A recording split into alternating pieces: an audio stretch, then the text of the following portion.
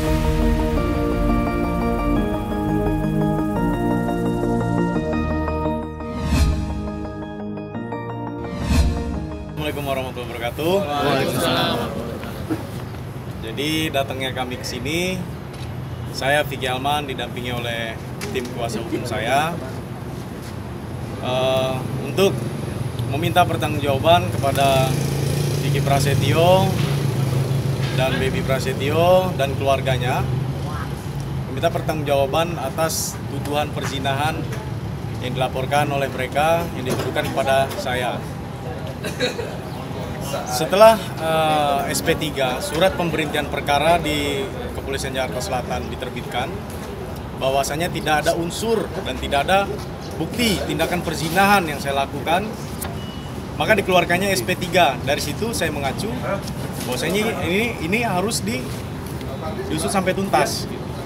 Lalu di waktu keluar dan terbitnya SP3 itu, saya sebagai korban menunggu itikat baik dari Vicky Prasetyo dan keluarganya untuk secara langsung ataupun tidak langsung untuk meminta maaf kepada saya terkhususnya. Ternyata niat itikat baik mereka itu tidak ada. Akhirnya saya bersama tim kuasa hukum saya, Bang Denny Lubis, meminta pertanggungjawaban secara hukum. Selebihnya akan ditambahkan oleh Bang Denny. Baik, pertama yang kita laporkan adalah pasal 317 KUH Pidana, di mana ada dugaan fitnah atau tuduhan fitnah yang dilakukan oleh saudara Vicky beserta keluarganya terhadap klien kami. Oleh karenanya itu, kita memiliki alat bukti, yaitu keluarnya surat SP3 yang dikeluarkan oleh Polres Jakarta Selatan, sehingga sangat beralasan secara hukum kami melaporkan atas dugaan tindak pidana sebagaimana dimaksud pasal 317 KUH Pidana. Itu yang pertama. Yang kedua, karena ini berdampak atas pencemaran, fitnah dan nama baik beliau, maka kami juga melaporkan yang bersangkutan terhadap pasal 27 Undang-Undang ITE ayat 3. Jungto 310 311 KUH Pidana.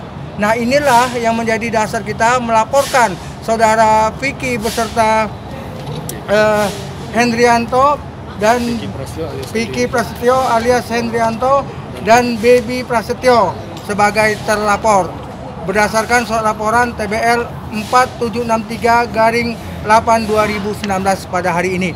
Itu dia sementara.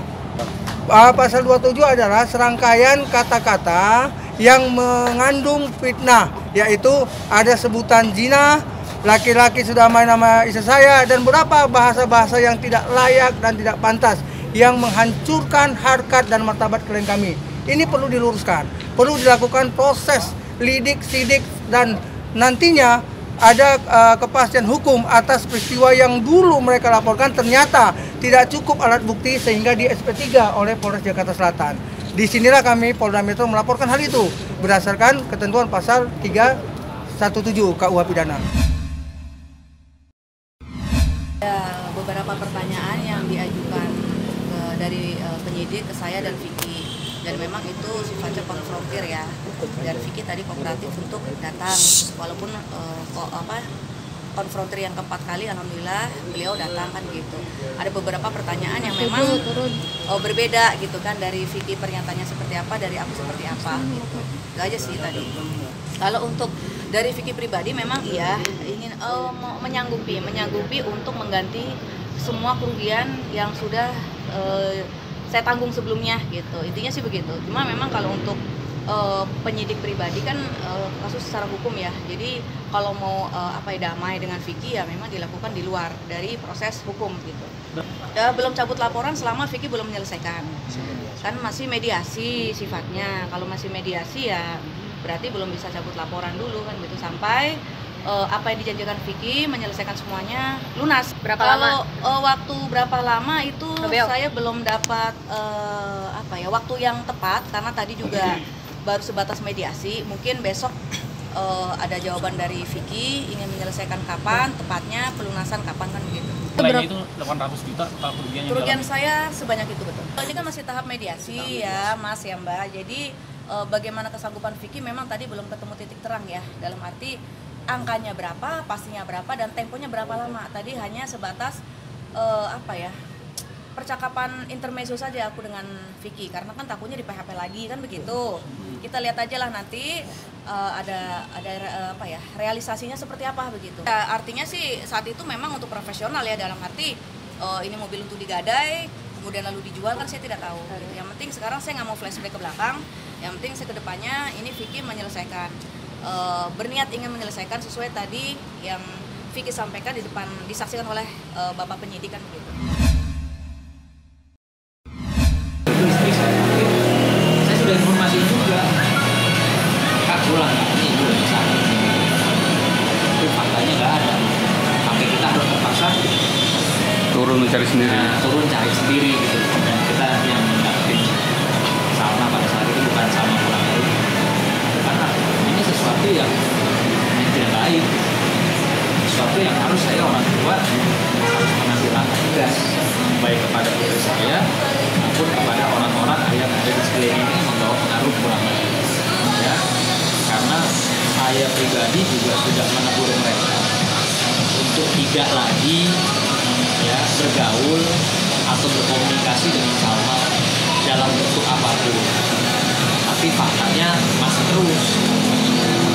Udah, saya kan orang tua, artinya tidak bisa melakukan hal-hal yang di luar daripada hukum.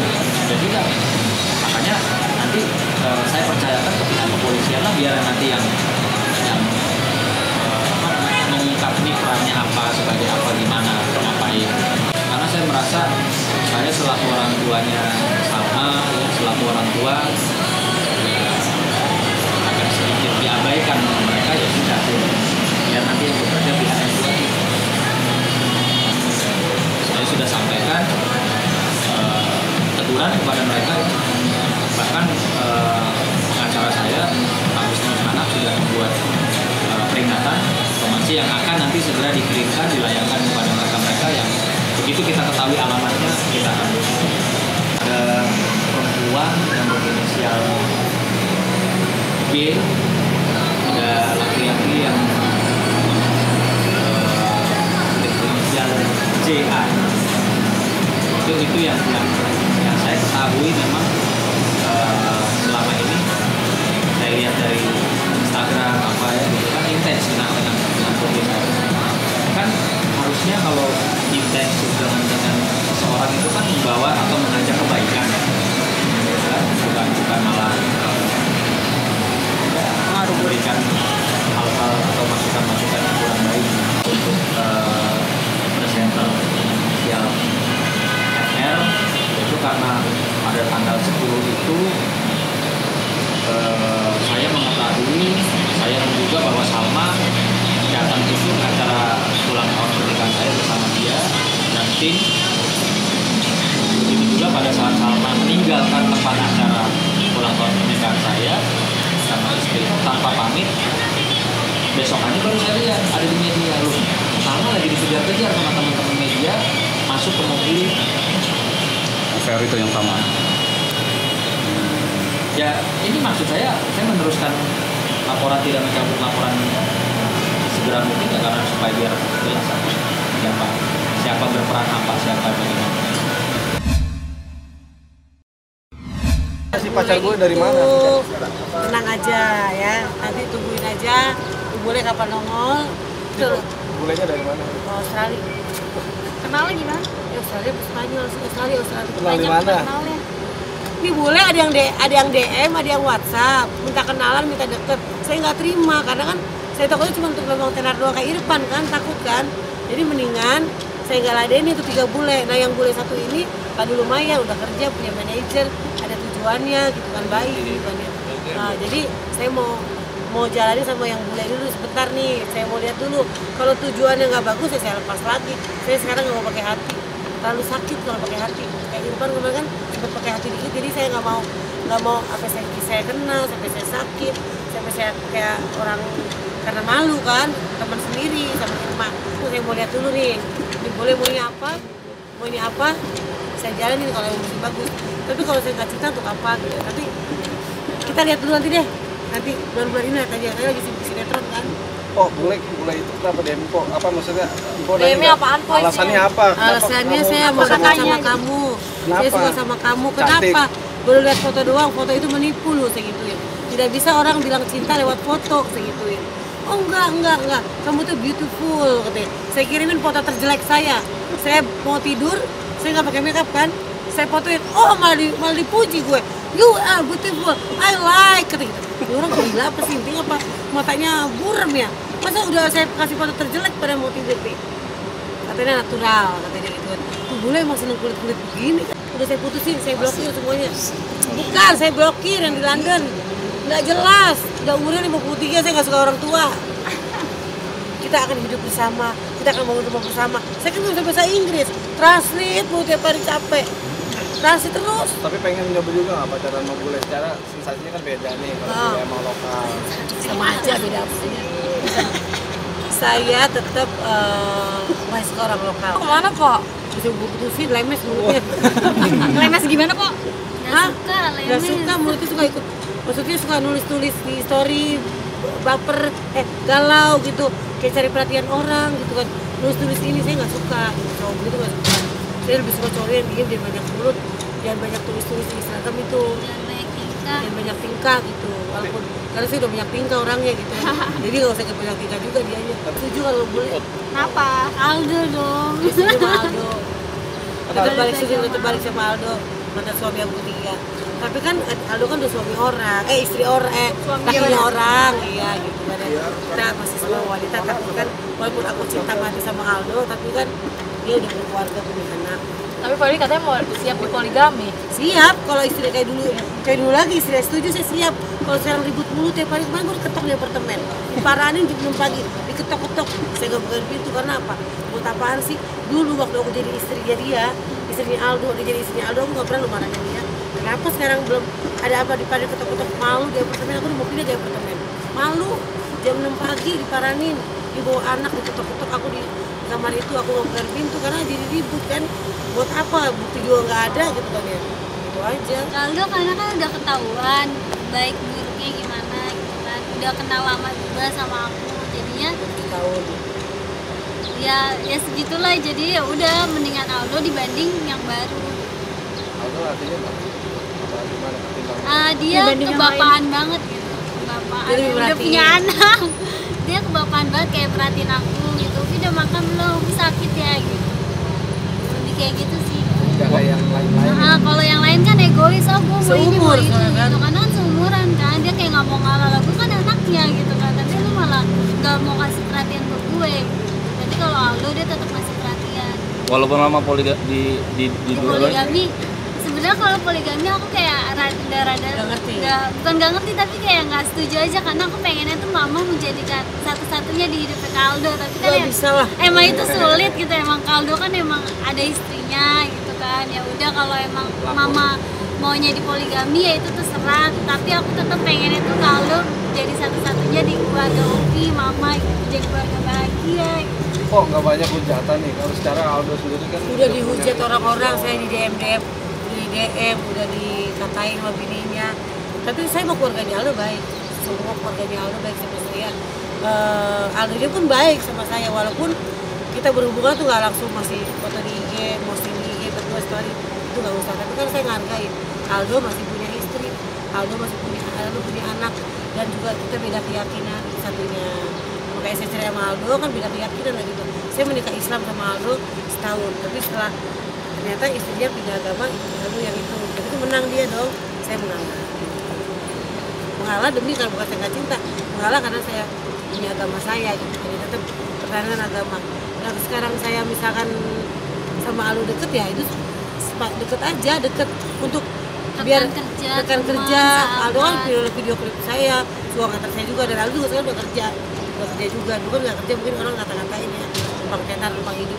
Dia nggak pengen numpang tenar, dia nggak mau, dia walaupun dia punya body yang bagus, dia punya pekerjaan yang bagus, tapi dia nggak mau pansos gitu. Saya selama itu nggak mau pansos. Nanti saat ini siapa yang lagi dengan sama benar-benar yang pengen? Saat ini aku masih malu gitu, tapi tidak mau publikasikan. Malam baru ketemu sih nggak bakal mau ngerebut si Aldo juga dari istrinya, enggak. Tapi kita mau baik-baik berteman baik, jadi saudara gitu kalau bisa. Gitu. Tapi bukan kalau sama istrinya Aldo? Nggak baik. Sama istri tuanya baik. Sama istri tuanya baik. Sama yang istri ini dua nggak baik. Sama yang lainnya saya baik semua. Lalu punya istri 5 dulu sama saya kan. Saya yang ketiga kan. Sama yang ke-1, kedua, sama yang keempat nggak baik, sama yang kelima udah mantan semuanya. Tapi masih dia berjalan sama yang keempat. Karena nikah duluan saya kan daripada yang sekarang. Nikahnya duluan saya sama yang ini. Waktu Aldo jadi suaminya dia, saya nggak pernah marahin. Kita sama-sama di maju kan ya.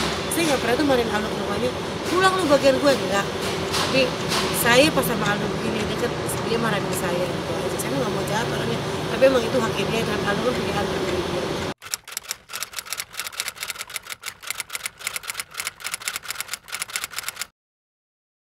Jadi jangan lupa untuk subscribe Cumi Cumi. Ditekan ya tombol lonceng merahnya.